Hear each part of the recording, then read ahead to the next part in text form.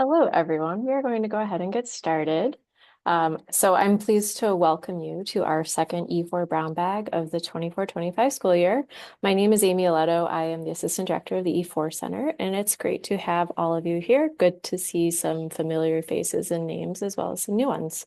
So today we're going to be continuing a series of discussions involving colleagues from the E4 Center, the School of Education and Social Policy at Northwestern, Curriculum Associates, and our district partners. Briefly, a little background before we begin. This initiative originated from the E4 Center's first annual convening, which took place in May 2023. And at that time, we formed a learning community with members from Chicago Public Schools, Oakland Unified School District, and other school districts and EdTech partners as well.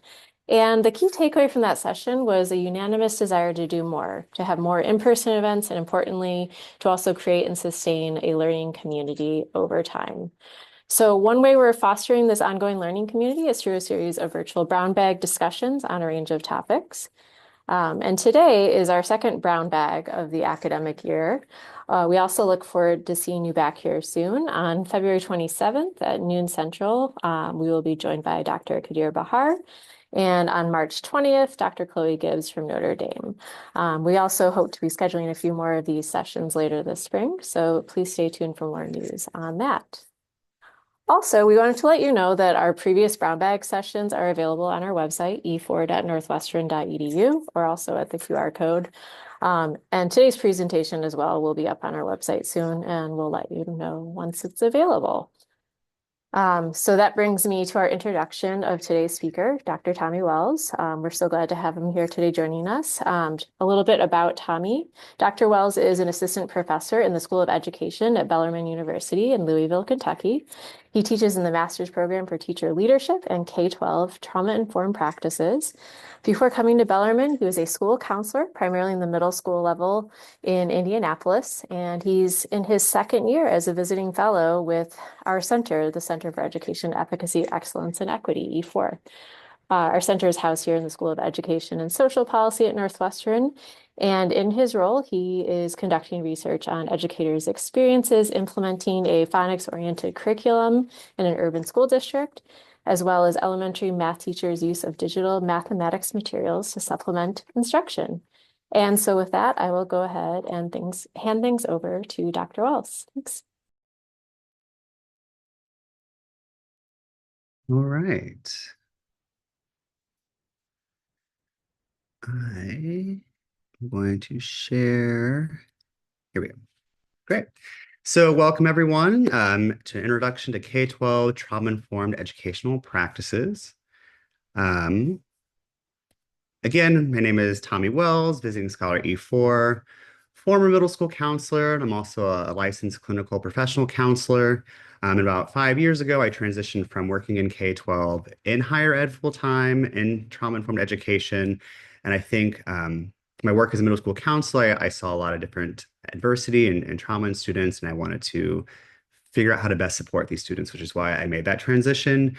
And so far, over the last 5 years, what I've learned in my role researching in trauma-informed education is there's not one shared understanding of what being trauma-informed is about. There's not a single definition of a lot of the things we'll talk about today. And so what I've learned is I've gathered a lot of resources from various places, organizations, and research to inform what I'm sharing all today and how I teach in the courses in the master's program. So excited to share what I think are some of the best practices that we can use. So to begin, I want to start with a trauma-informed practice, which many of you might already do in classrooms, which is a morning meeting. Today is probably an afternoon meeting, depending on where you are. But just one question to foster a sense of community. And the question today is, what is one thing that made you smile this week? And I'd like a couple people to share if that's okay, and I'll go first. One thing that made me smile this week is we did have a lot of snow earlier in the week, and my dog really enjoyed running around in it, and he was super happy. And so that made me happy, and that made me smile. So if one or two of you could also share one thing that made you smile this week, that would be great.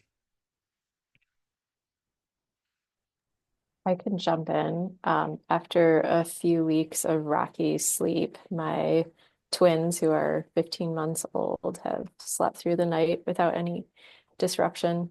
this entire week, and I'd probably jinx it by saying that. Thank you.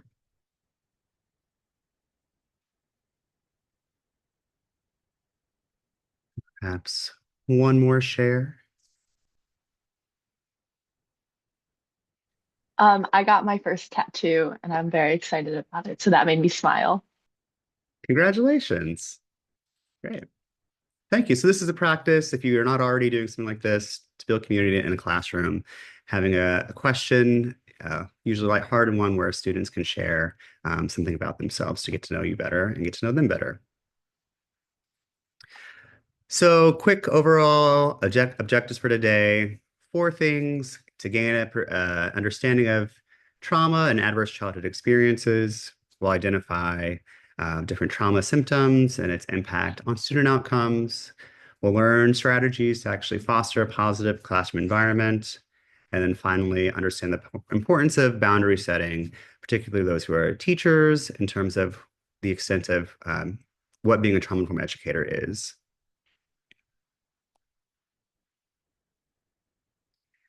So some guiding frameworks and resources, and I believe we'll be sharing the PowerPoint presentation with everyone after, so you'll have access to all these lists of things and the references and resources at the end.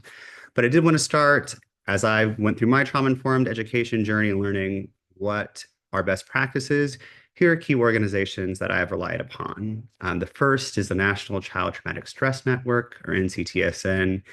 They are the organization that focuses mostly on youth and children and how to support them across different settings, including in schools. The Substance Abuse and Mental Health Services Administration, or SAMHSA, they created, I think, what is typically the most agreed upon set of principles of what being trauma-informed is. And so they have 6 key principles that we'll talk about today that other fields have used, including healthcare, that have also been influencing how schools approach it. And then 2 school or education specific organizations include the American School Counselor Association, ASCA, and the National Association of School Psychologists, NASPS. And they come out with guidance documents a lot of trauma-informed strategies, not only for counselors and school psychologists, but also for schools overall. And then there are a couple of textbooks if you're interested in doing a book study or learning more about being trauma-informed. The first 3 are specifically about being trauma-informed. The last one's about just culturally responsive teaching in general. But I draw from these as well and found them to be helpful. And students really that I've taught the master's program have really been drawn to these resources.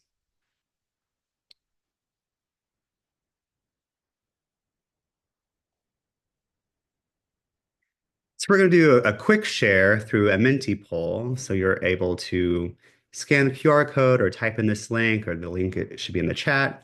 But I would like everyone to answer, what is trauma? Because I found that educators and adults and everyone has a different definition of what trauma is. And so I'd like to get a better sense of what everyone thinks about when they hear the word trauma. So in this Mentipoll, which I'll switch to, asks, what is one word that you think of when you hear the word trauma?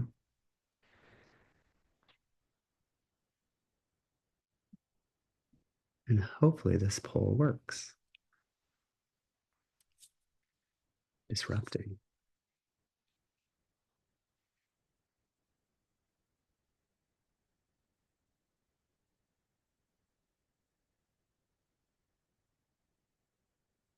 I've chosen an interesting word cloud that is fun to look at, but also hard to follow as I see the new words appear, which is okay.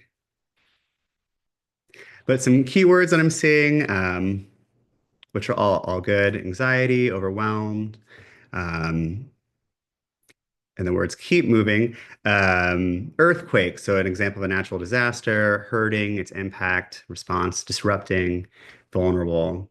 These are all key, and these are good words that do relate to trauma. So yes, I would agree that these words come to mind to me as well.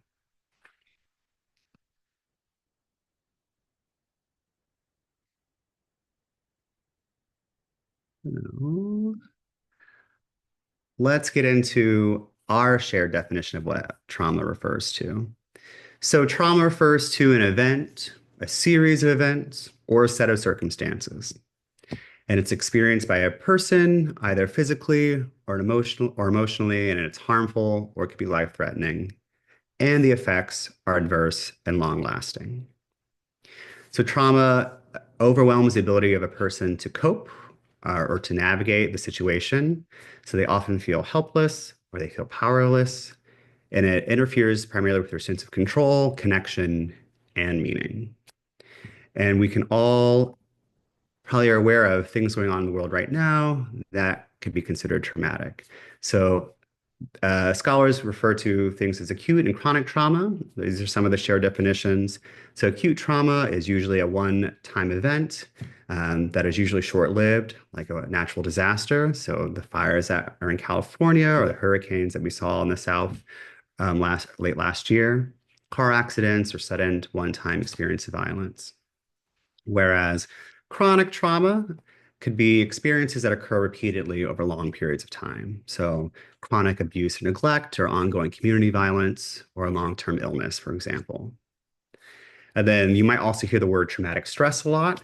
So traumatic stress is similar to chronic trauma, and it's those who are exposed to these adversities over the course of their lives, and they've developed reactions or symptoms that persist and affect their daily lives, even after these events have ended. There are a lot of specific types of trauma, and I'll give you all 30 seconds or so just to read over the list of created by the NCTSN of different types of trauma that you might see. So childhood trauma, early childhood trauma between ages 0 and 6, physical abuse, bullying, community violence.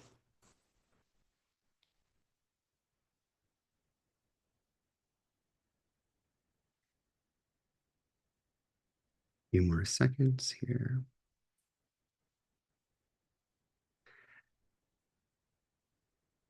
And their list continues.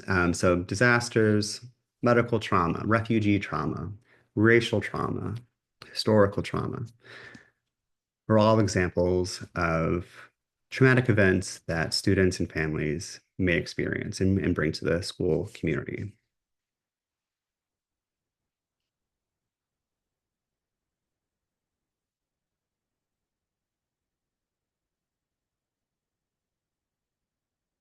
All right.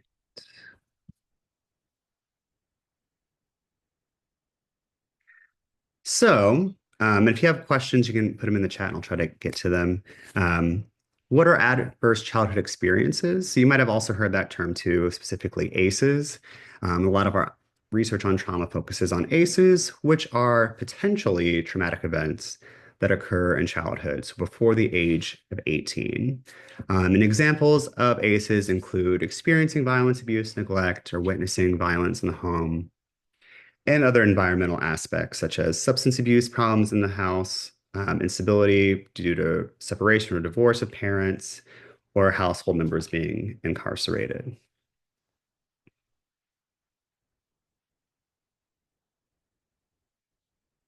And recent research has indicated that, let me move my screen just a second.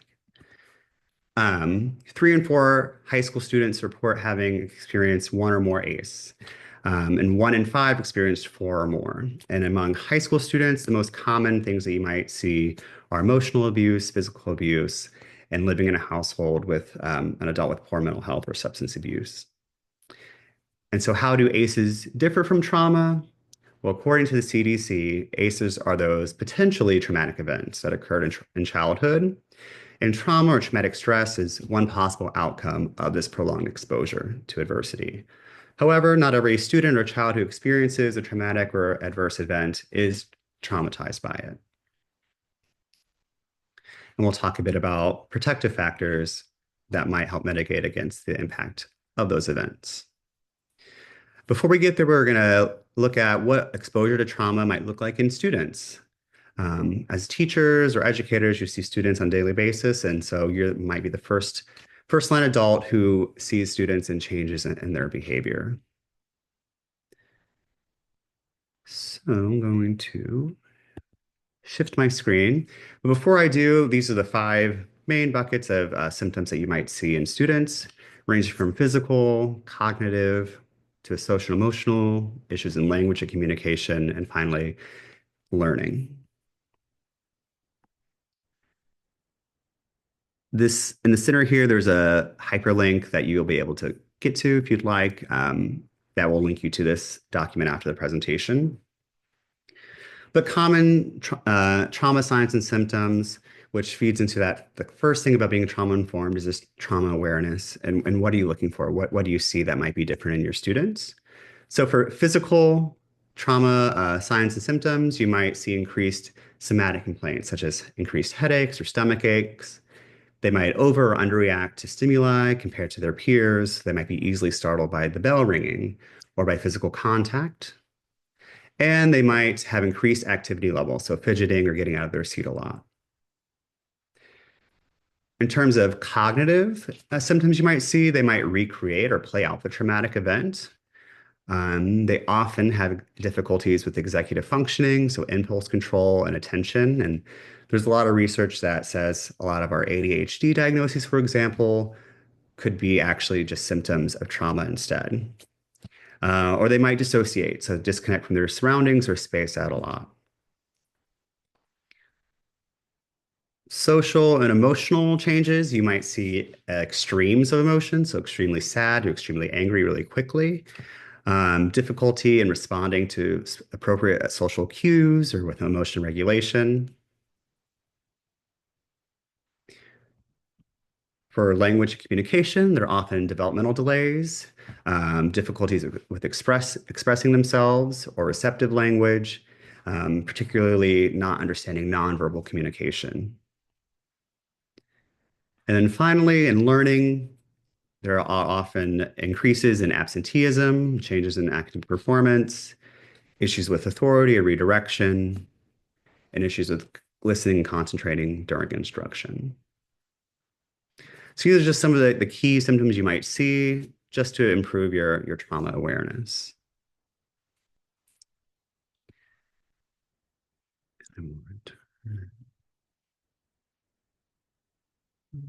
Okay.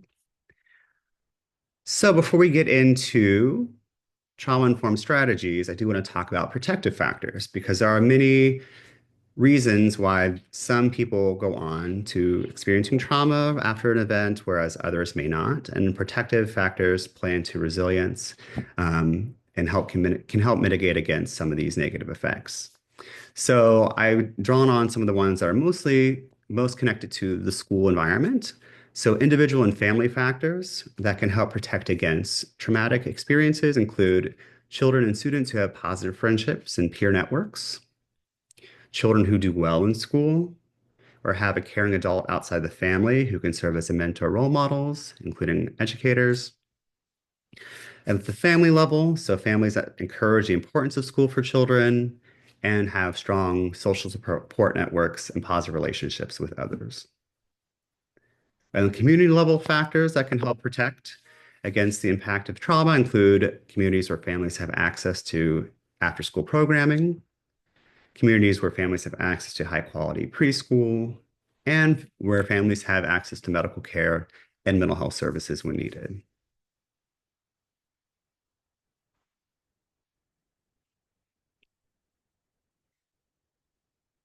So, what are trauma-informed educational practices? And this definition comes from Binet's textbook, and it's trauma-informed educational practices respond to the impacts of trauma on the entire school community and can help prevent future trauma from occurring.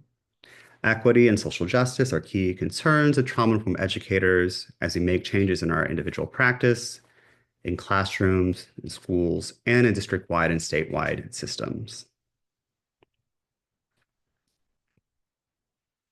I found this to be a good definition that incorporates some of the key principles we'll go over that is tailored to the school environment. So back to SAMHSA, the leading organization that came up with those primary key principles that have been the bedrock of all trauma-informed definitions that I've seen.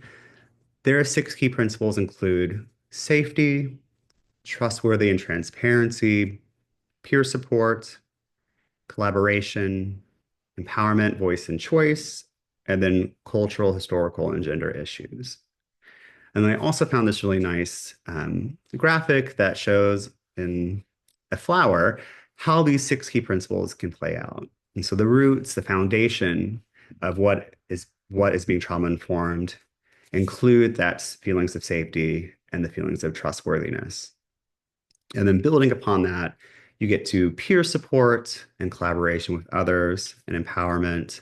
And as you go higher, the cultural, historical, and gender issues include just being culturally responsive to your students and their families, non-pathologizing, so not stigmatizing or labeling students and families, but more about the support of what they need and taking into community context, historical context of where your students and families come from.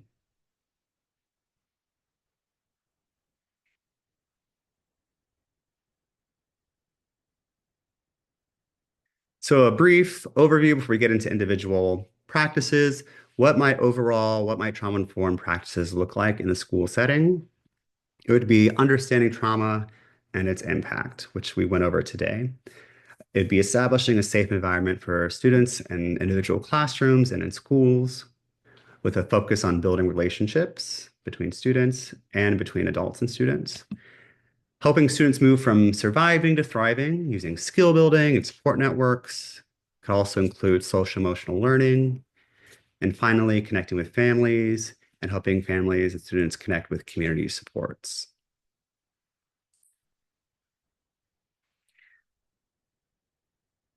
Another key thing to keep in mind is what trauma-informed practices are not. So it's not about feeling sorry for students or trying to have all the right answers or that one right intervention to support a student. And it's also not being their counselor or social worker or just sending them to outside or community referrals or resources. But being a trauma-informed educator is about what can you do in the classroom to create that positive, safe environment for all students. So as we get into specific strategies, I have decided to align this, especially for our Illinois educators, to Danielson's framework, specifically looking at the classroom environment section, which I know is a big part of evaluations here in Illinois. So how do trauma-informed practices align with Danielson's framework and with supporting the classroom environment? And as a reminder, the 5 key areas of the classroom environment in this framework include creating an environment of respect and rapport, establishing a culture for learning, managing classroom procedures and student behavior, and organizing physical space. And I think the key thing that I thought of in including this framework is oftentimes many of the practices teachers and educators are already using are trauma informed, but just being aware and more intentional about the practices that you are using is helpful.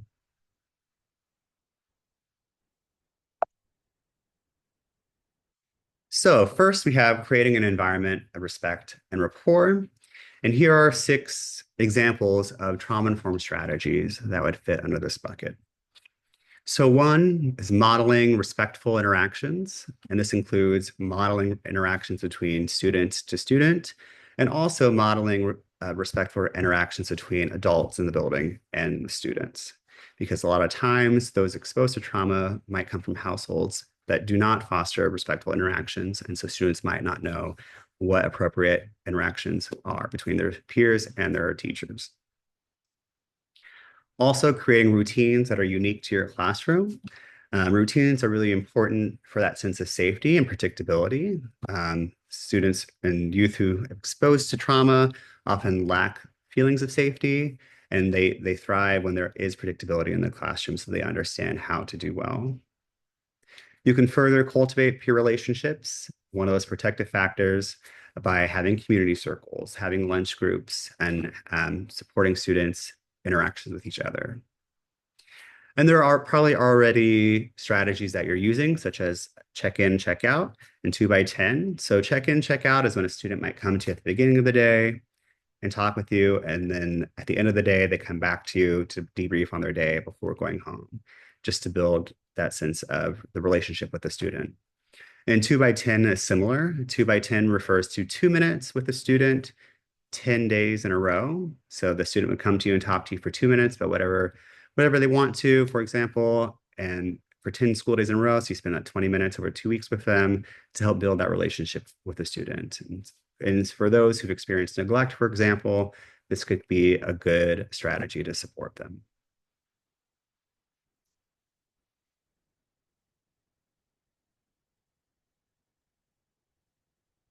Establishing a culture for learning and managing classroom procedures.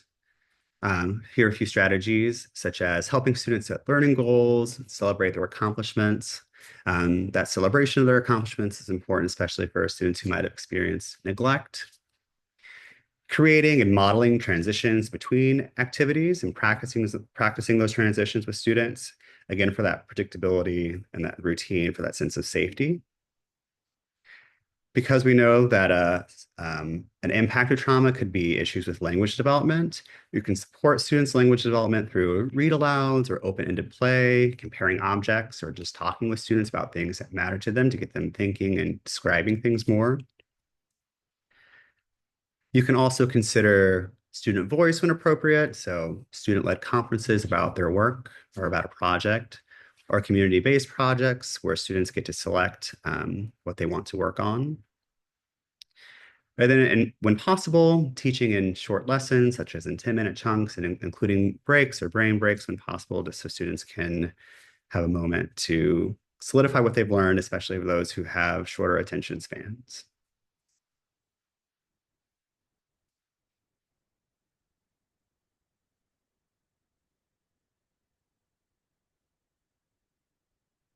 Managing student behavior.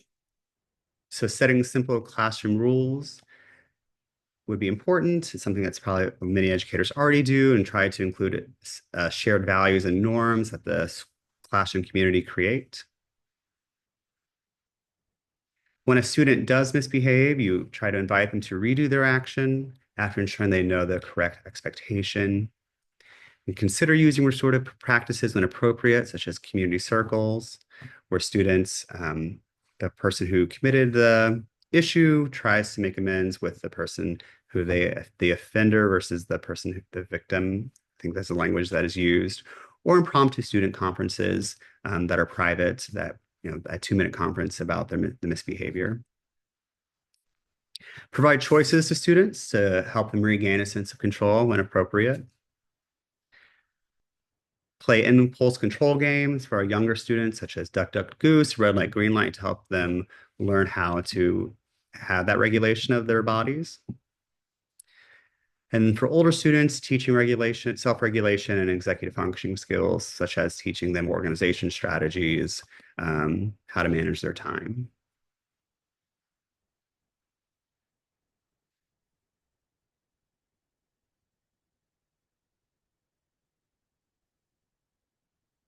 And then the last part of the Danielson framework is organizing physical space, which is an important component.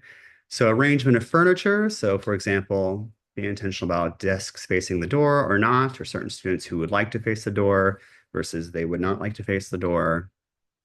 Proximity to teacher. So for example, students who experience neglect, perhaps they should sit a bit close to the teacher. Lighting is also important. So how bright the lights are. Other teachers might decide to include a timer and an agenda on the board so students can help track their time. And another thing that's not about physical space as much, the tone of voice that teachers use. How welcoming is your voice to the classroom environment?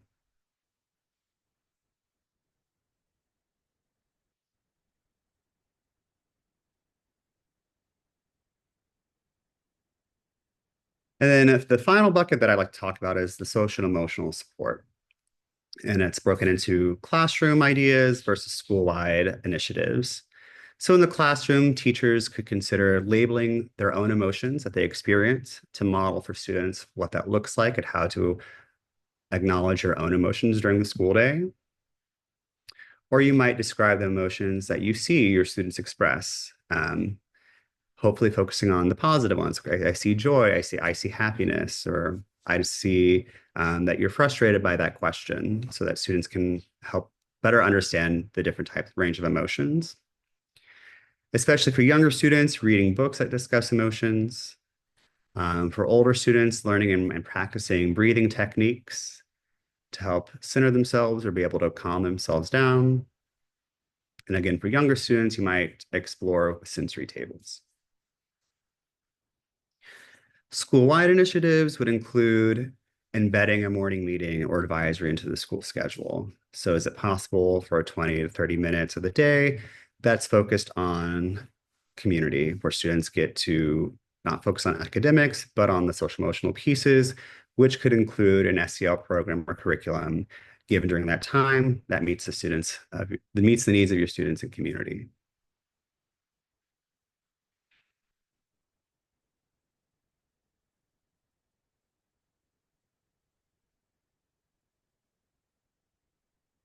So those are a lot of strategies I just threw at you. So as a reflection back to our Menti poll, using the QR code or link, think about what is one thing that you might be able to try this week or next week to support your students. And perhaps it's a strategy that you're already doing that you know now is a good trauma-informed strategy.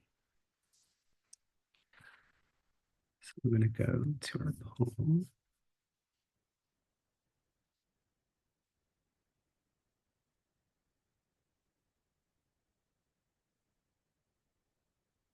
So what is one thing that you could implement within the next week or so that would be considered a trauma-informed strategy? I'll check the chat while we're doing this.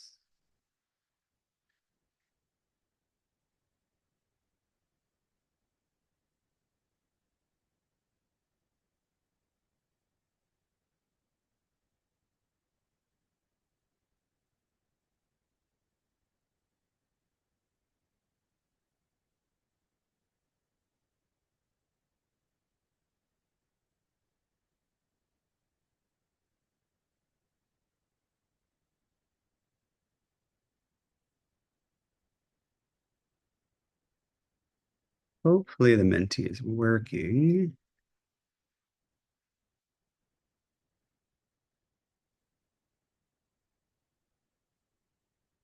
And if not, you can also put it in the chat or speak out loud. Checking in with students.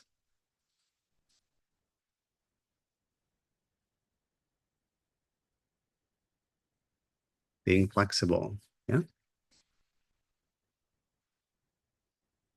Labeling emotions.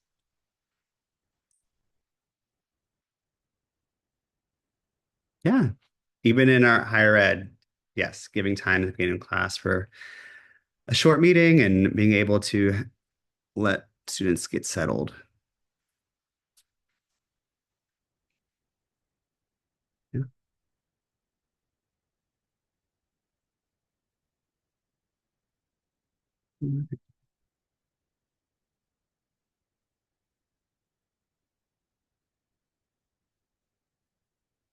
Differentiate expectations.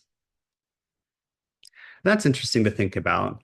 Um, you want to hold all students to a certain level of expectation, but if you do know a student is experiencing trauma, how can you accommodate that while helping the students to meet the expectation, especially for academic expectations, for example?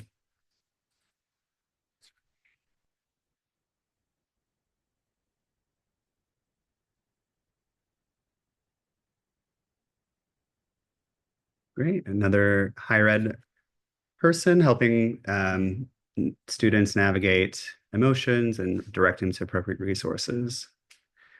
That's great. And that ties into the next part that we'll talk about.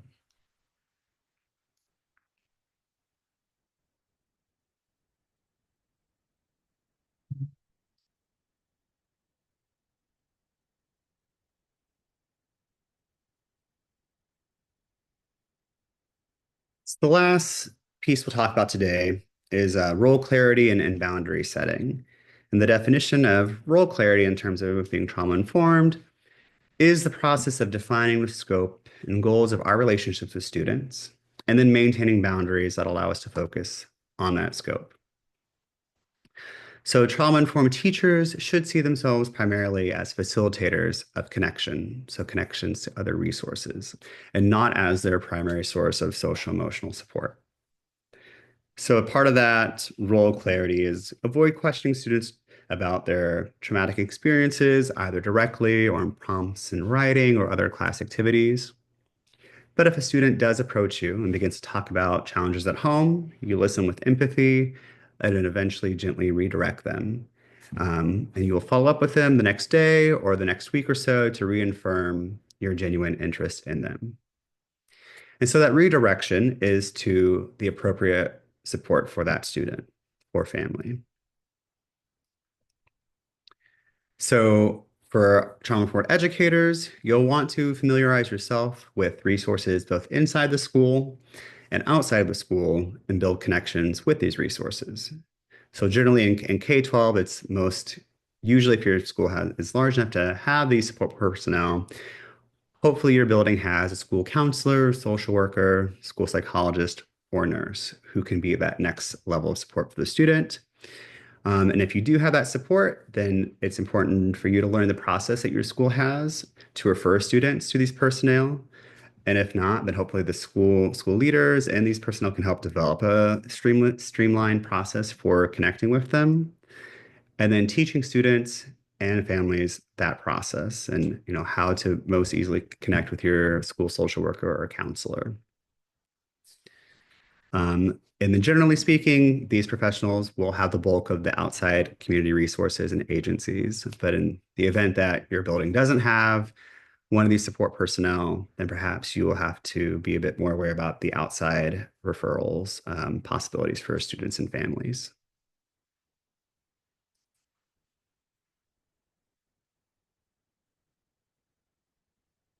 And that is the end of the core content for today. Um, and as I said, the next two slides include resources and things that you can draw to, but I would just like to open up the discussion. Any key takeaways from today or questions you might have? I know we have some higher ed professionals here.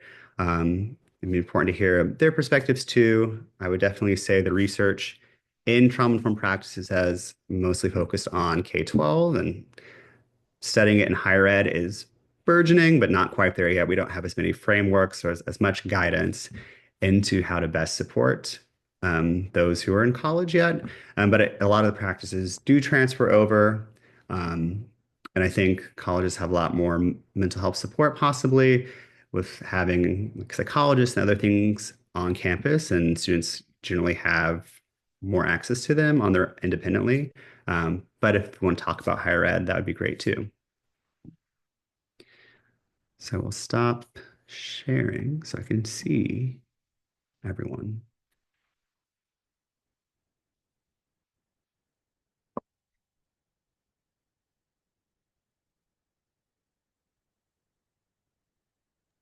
Please feel free to chime in, whether that's in the chat or unmute yourself to ask Dr. Wells any questions you might have.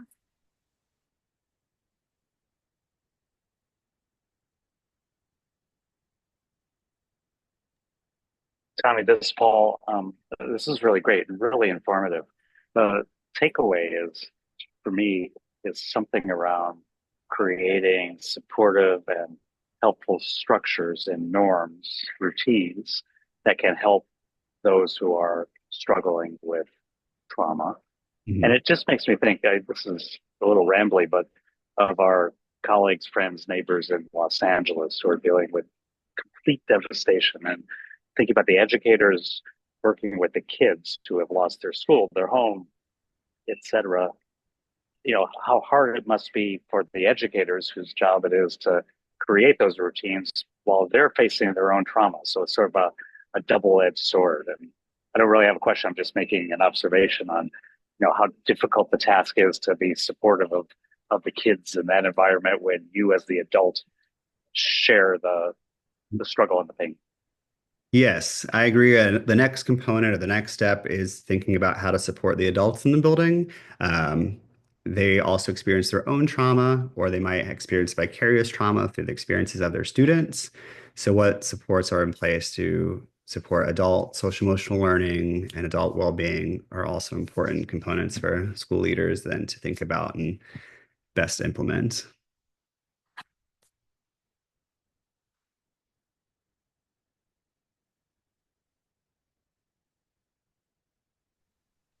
I want to build on that. My name is Kai Wen. I am a final year PhD student from University of Michigan. I found out about this great talk you gave today, Dr. Wells from University of Washington, internal communication channel, because we do a lot of collaborative work. Not sure if there's folks from UW.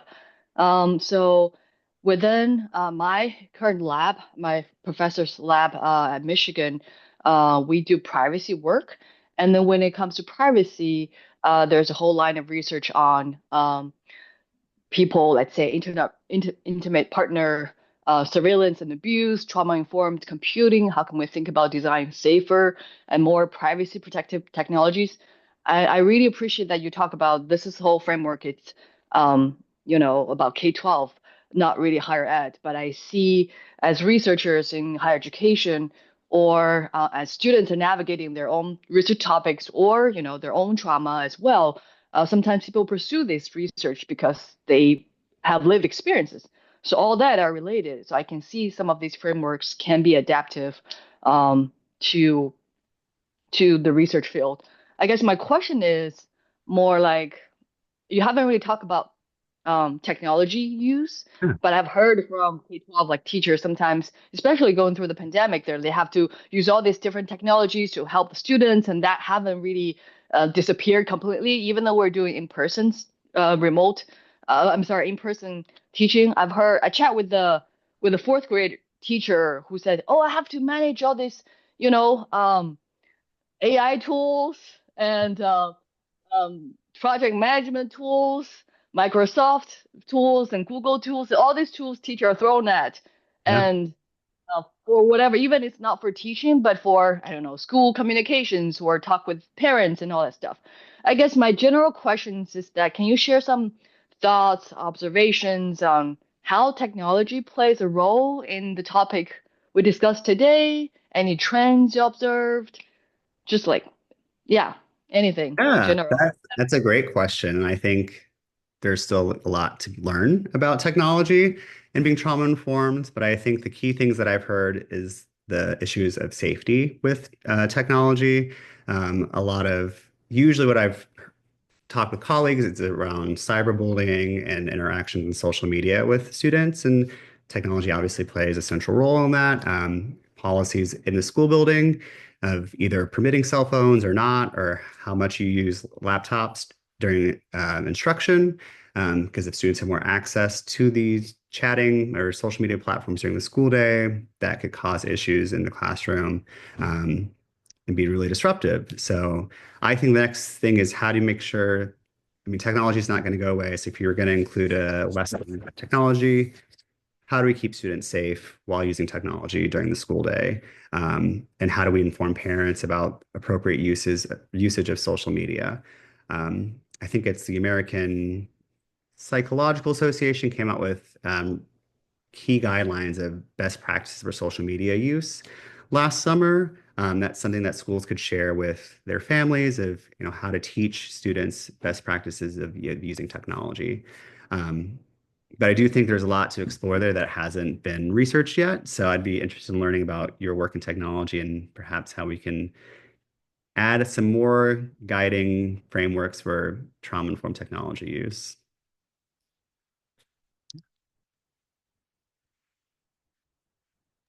There is a question in the chat as well. Gavir asks, Tommy, do you know of any teacher certificate programs or rigorous PDs to learn more about how teachers can support students experiencing trauma? That is a great question. I won't plug my own program because that feels strange, but there are a lot of trauma-informed PDs out there.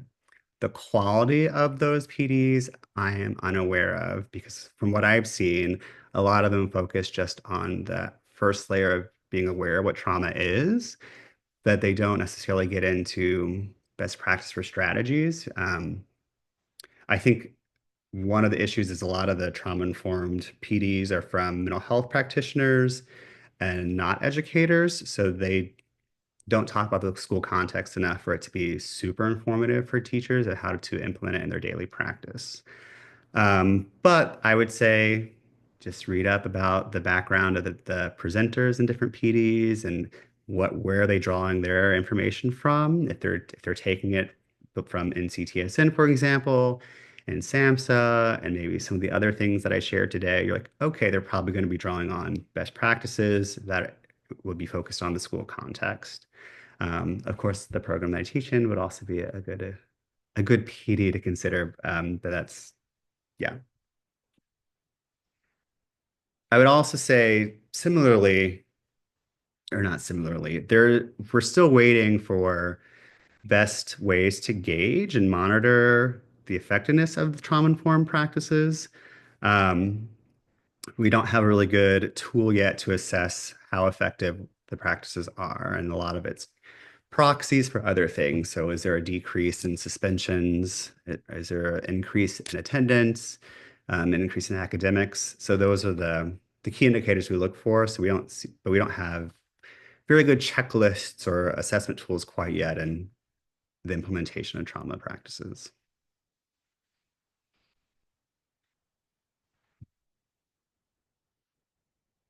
Let's see more in the chat. Do you have any thoughts on practices or resources that might help students and teachers navigate the growing impact of our political climate on the classroom? As a high school substitute, there's growing amount of anxiety, stress, trauma related to laws and state guidance that impact our day-to-day activities, including banned or required curriculum and environments requiring students to use pronouns based on their sex at birth. That is an excellent question, and a lot of these policies run counter to being trauma informed. Um, so a lot of the big picture work is advocacy at the local and state levels of here is what is best practice for students and their mental health and well-being, and for the teachers and staff in the building as well. I would say school leaders and school district leaders, I think a lot of emphasis is on them to create and set policies for their districts, since they still have a lot of leverage of what is allowed in their school districts and would be the ones to counter any political issues that the district faces, or be the leader in that. Hopefully your school district leaders would support practices that are healthy for students. It's hard to say exactly what would be best depending on the situation, but for example, not requiring students to disclose their sex or identity and not requiring things whenever possible. Helping students with coping skills, and the classroom teachers can teach coping skills to their students and share resources to their families, to outside resources, and perhaps, if there are legal issues, connecting to outside agencies that are have a lot more flexibility to do whatever they want in terms of supporting mental health. But yes, I do see the political climate negatively impacting mental health and well-being of students and families. But allowing students just day-to-day be themselves, supporting their identities, supporting their own growth and exploration of that identity, especially as high school students and middle school students, is something a teacher could do on a day-to-day basis. Yeah. I'm wondering if you could share any thoughts or ideas you have on how to take like what we know about trauma-informed practices for students and perhaps apply them to students' parents and the interactions educators are often required to have with parents. It's kind of a tricky situation because it seems like some of the common trauma sources started with parents, but in other cases it may be like a factor outside more broadly in the community or something else. Um, any suggestions on That's a parents? good question. Um, I think that listening with empathy first and hearing out the concern, this is also a counseling or social work skill, is a lot of active listening, open-ended questioning, and letting the parents speak about whatever it is before jumping in with solutions. As a school counselor, I think the best way I diffused a lot of situations when parents were angry or frustrated was just listening to them, letting them speak, and then identifying the one or two key issues that I think that I could address or and help them with. As a teacher, I know that's a lot harder because you have a lot more, you have limited time. So if you're able to refer them appropriately to an administrator or another support person, that's probably a good idea. But listening to them, identifying key issues, and then as the mental health support in the building, I can connect them to the mental health resources that I know about in the community. So a lot of that work is local hospitals or outside counseling services, food shelter or food pantries and that kind of thing. We're able to provide some of the connections that families need because they're not aware of the resources that are available to them. So I think for teachers, it's important to listen about the academic pieces, but then letting other people in the building who do know more about those outside resources be able to inform parents about it and connect them to that and be that facilitator between school and home.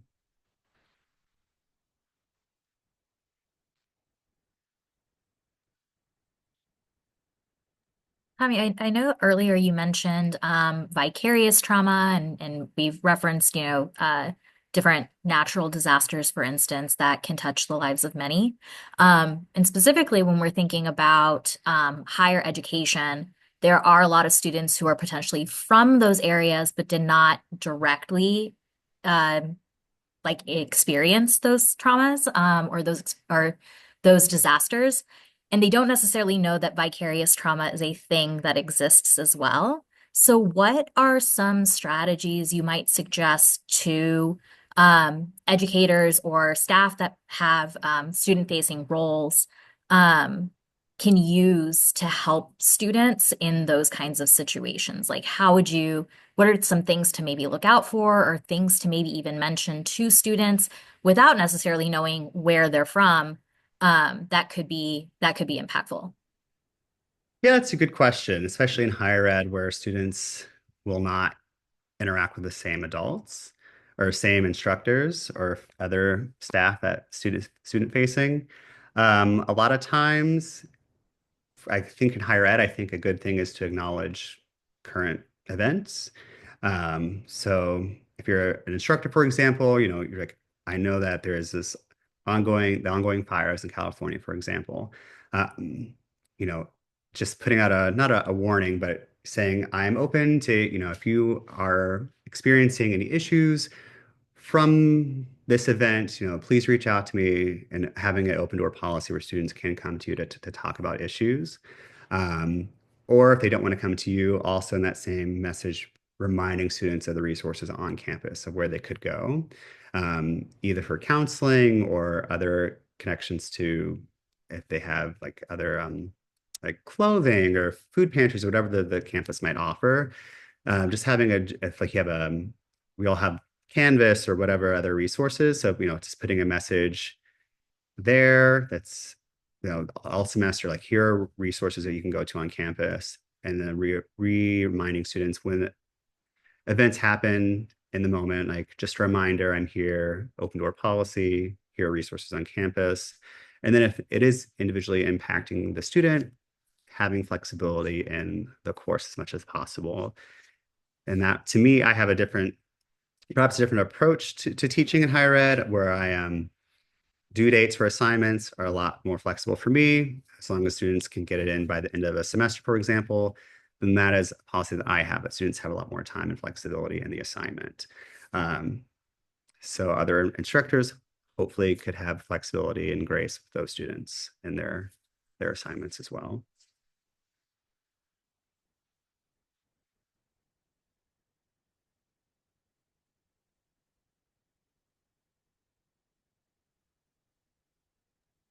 Any last questions here before we wrap up?